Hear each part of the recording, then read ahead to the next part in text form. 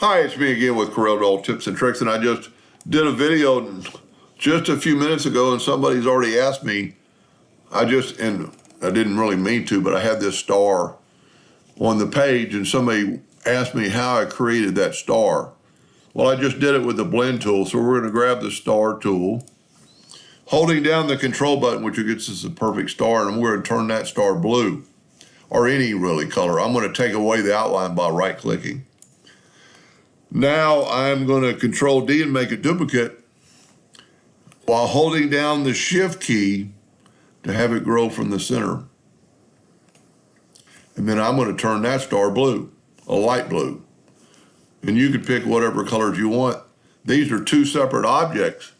So now we can go to Effects and blend them as many times as you want. I think 200 is pretty much the max. And that's what you get.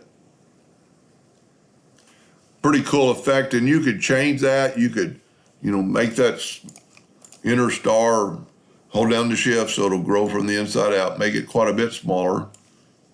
You can change your colors, and it's a pretty neat effect. I even think a laser engraver could do it for engraving if we make that star white and then blend. Basically, you're just blending them. But that would be a 3D effect in any laser that has a 3D option in their print driver. And you could do the opposite.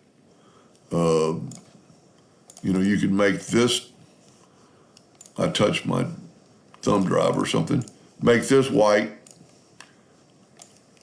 make the other star black, so select them both, and then blend, and you get a totally different look.